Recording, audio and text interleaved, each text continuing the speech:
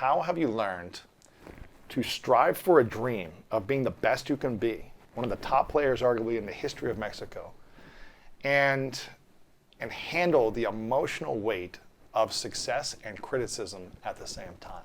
Wow.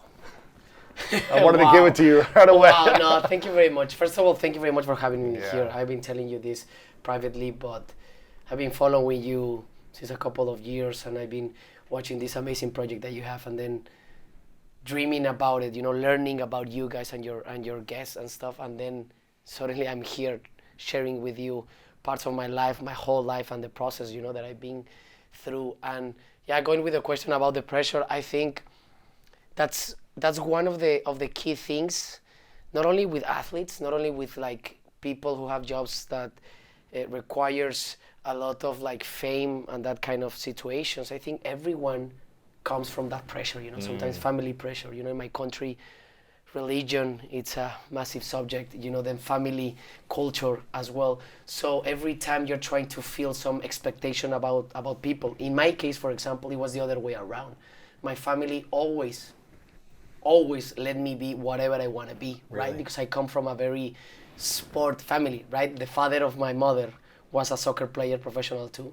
And then my mother get married with my father, that is a soccer professional player too.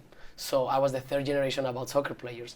And they were the other way around. They always tell me, whatever you want to be. But then You fell in love with soccer. it was in my veins, it was in my veins. So I'm bringing you this because the first time that I experienced like that type of pressure or narrative about those kind of situations was when I was a kid, and when I couldn't spend that much time with my friends because some parents of my friends start speaking bad about my success in that time, or that I was a good player. They always give the credit that it's because he's the son of that guy. Really? Oh, it's because he has some like help, because of course their family is famous and stuff like that. Like if I didn't earn nothing, right? Like if everything was given to me. Wow. Yeah. That's a big thing to overcome when your father, your grandfather is a famous Exactly. athlete in the same sport. Yeah. Then you have a leg up, or they gave you an advantage. Yes. So how did you overcome that first from childhood, from a young boy, to overcome the narrative and kind of outbeat your father and your grandparents? How did you overcome that?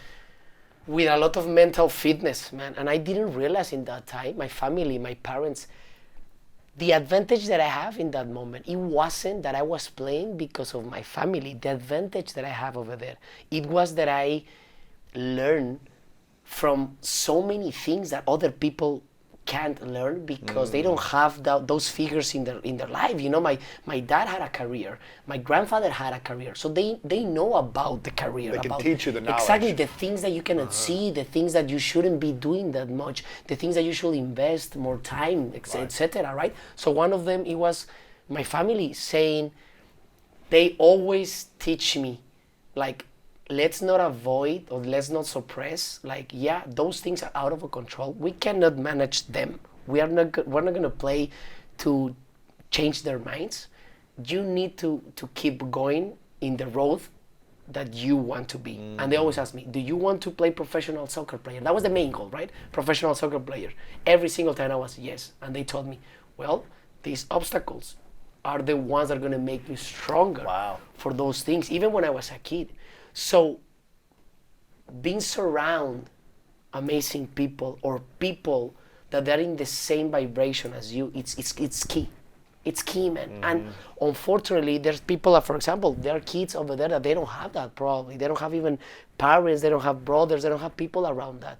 So it's very important, I think, to be so humble. We were speaking about this before. So humble that you need to learn.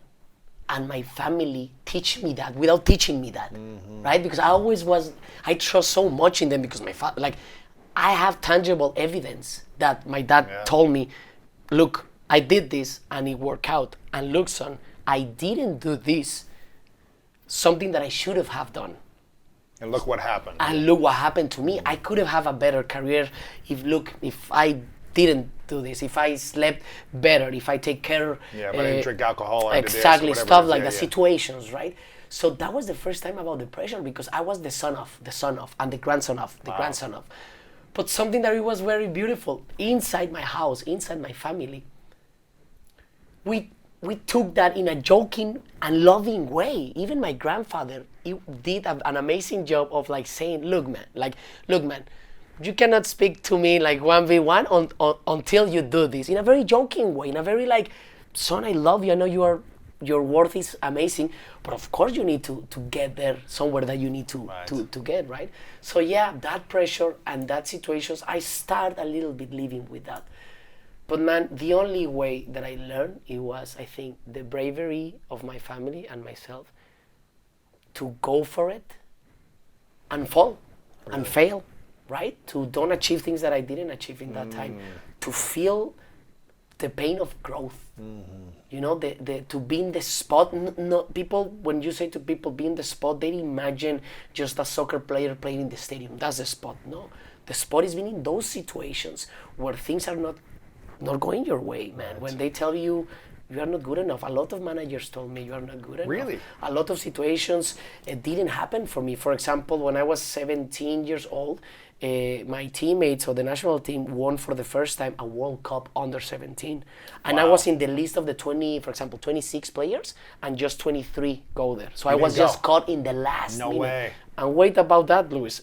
One of the toughest but so richful moments that I live in this story. It's because that's painful. It is, but wait. Yes. No, but wait, what happens next? Because of course I'm cut out, right? So, and I'm watching. And then they go and win. Of course, but no, but wait, Luis, wait. Let me take you to this because but it's gonna get even very more interesting.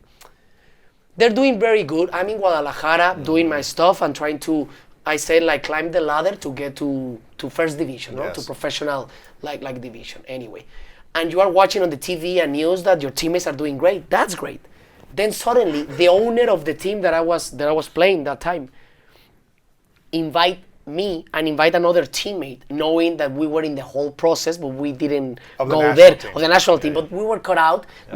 My other friend was cut out because he got injured, and myself it was because the manager just decided another player was better, right? Anyway, they invite us to fly private with our families to watch the final. And wait, you know my response when I was 16? I said no. Oh man. No, I said, wait, I'm not gonna go. I can't watch this. Yeah. I watch it by TV, and of course I can't. And that's why my family it's been crucial in my life. Because my parents at that time, they couldn't go because my father was like a manager, he was a team, so he couldn't go. And my mother didn't want to come by herself. So what they decided is like, let your grandparents, the father and the mother of my mother, go with you. And they convinced me in a very loving way of like, go, it's gonna be a great experience. Wow. A great experience. They didn't say it's gonna be fun. They didn't say nothing. They say like, it's gonna be a great experience. I'm not saying that my parents knew what I was gonna feel. But they were like, man, they're inviting you, the owner of the team, of you want to play professionally, and it's a gift, receive it, right? Yeah. Anyway, we go there, it was in Peru, in Lima, no, the final. You go there, you see your friends before the match, then you go to the match, right? You go to the stadium, right? We are in the stadium, final, Mexico against Brazil. Oh my gosh. Okay, final, first goal. The score was 3-0, and Mexico won, right? First goal, amazing celebration, excitement, nervousness still. The second goal happened, still the same, like we're in the game, we're winning, etc. Luis, the third goal came in and it was like 20 minutes to go. When that goal scored, I knew they were gonna be champions, right? Wow. I started crying without knowing about crying because that was one of the first lessons about these bittersweet feelings, right? Because of course I feel so much love, appreciation, gratefulness. My friends, like they're best winning. friends are winning. My country is winning. But the bitter situation is like I could have been there. Oh man. And then Painful. And then I was crying by myself and I forgot my grandparents were there. It gets to my core still every time that I speak about this. But my grandmother came and she was crying as well, looking at me. Celebration of the third goal and everything. And I remember she held my face and she said, look son, look son, right now, it's not your time. But if you trust in me like in the way that I know you do, and in us, your time will come. Wow. Trust in me. Right now, it's difficult to believe it. And of course, I imagine, it's very difficult to believe it. But now, it's when you need to trust the most. Wow. And we just held and we cried because that was our moment of like, yeah, we're happy everything is happening, but it wasn't our time. Let's embrace it. It's not like cry, shut up, and keep moving. No, it was of like learning how to go through emotions, man. Yeah. Because it was painful. Of course. Of course it was painful, right? You let it out and you process let it out, yeah. and then something else. Of course, you go to the hotel, you Anger, kind of cry, yeah. you kind of celebrate with your friends, but you cannot celebrate. It's like when people invite you to a party and you cannot eat the cake and you cannot dance. Right. And you are in the party, right? It's like, right? Sure. So that was the first time exactly that it was a breakthrough in my life about that. Wow. What did you do after that moment? Because it was a letdown, it was a disappointment, Yeah. it was a sadness, it was a grieving, it was an emotional loss. But there was a win and your friends are, celebrating their champions. What did you do mentally and physically after that moment? Okay, physically we traveled back to Mexico and then, I went back to my house and I see my father and my mother for the first time. Of course, I shared the loss, we shared all the loss, and then I have a very crucial talk with my father specifically. My mother was there and my sister, obviously, but with my father asked me this. He said, son, I know what you're feeling. I know it feels like a loss. He's always been very objective. And he said, but son, it wasn't a loss. And I was like, he said, it wasn't a loss. And I'm gonna explain you why. How many times we talk about you being world champion under 17 for Mexico? And he was like, no, we didn't have that talk. We didn't even dream it. And he said, these situations are extras and a consequence of what you are doing. This opportunity couldn't happen if you weren't doing good in your club. And your dream, if I'm not mistaken, it's playing for the first division of Chivas, right? And he said like, right. And I was like, yeah, right. So this is not gonna affect you that bad. Wow. It could help you. And he said, it could help you to get quicker or better, or the path could change, But it's nothing has changed, son. Tomorrow you need to go to play for the team that pays your salary, that gives you all the tools for you to develop your talents and try to get to the first division. Wow. And I was like, wow. And I asked, and I told him, yeah, but Dad, what I'm feeling, I understand, but like, what I'm feeling, etc. And my dad said, look, this is gonna make you stronger, and I'm gonna tell you why. Unfortunately, in life, when people go through those emotions and those situations, they get stronger mentally and emotionally. And it's gonna sound difficult, but I'm not happy, but I'm glad you're living this. Because right now, you are stronger than some of those players. And he was very, very critical in this sense, and I'm gonna say I never said it, but my dad said, look, son, and believe in me, I hope from the bottom of my heart that those 23 players get to first division. But I'm sure not even half are gonna get there. Wow. Because I know the path. I know how that life is, and I know how everything happens. Right. It's almost better that you were top 26, but didn't go to get top 23. Exactly. Because if you would have sat the bench and never played at all, it may have been even worse feeling. Like I'm sitting the Could bench. be, exactly. I'm sitting the bench, I'm celebrating, but I'm not, okay, I'm good. Yeah. But you're not like feeling the pain of the loss, of watching and being so close. You're there, okay, maybe you can coast a little bit, but this really drove you, it sounds like. Did you just turn on a switch mentally and physically with your training and your mindset after this? Did you start training harder or what happened? Yeah. Look, something that has happened every single time in my life until today.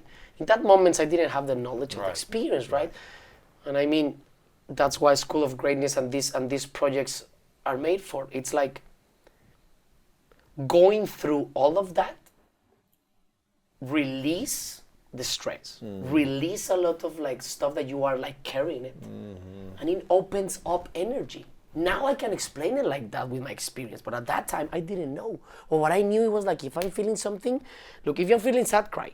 If you're feeling angry, let it out. Don't, like, with all the respect, but by yourself in a way, shout, and that's it, and you let it out. If you're happy, laugh, enjoy it, share, like all of those emotions my parents kind of teach me in a way. So after that, things start happening, Luis. Wow. A part of myself was a release. I was like convinced of like, okay, my path is here. They are right. Let's keep working. I keep doing the same and the same and the same. And then 2 years later, I go to the World Cup of under 20s. No way. Oh, under with 20s. the same manager. No way. Same team, even more difficult, because in the under 20s, like for example, in the under 17s, normally there's the limit of the age, and normally everyone goes. But then under 20s in that time, they're 1 year older than you, have the opportunity to go, so it's more difficult to go because there's like 2 ages of players can go, right? And I go there, and I go to the World Cup. I scored a goal. We went out of quarterfinals, something like that. We lost against Argentina with Kun Agüero, like amazing players. But then I go there. The resilience that my family and myself show in that time of like going through that emotion, stay in the path, and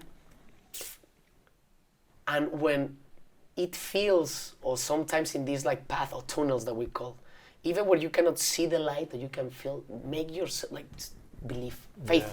Yeah. Believe that was it, man. Right. That was it. That was Right. it. That was it. With all the objectiveness, you are good enough. Your parent, like your father, sorry, will tell you. Right. If he doesn't think you're good enough. I will tell you. I've seen so much games. I'll tell you. You know. So do that. And now I want you, son. From now on, he said, I'm over, and she said,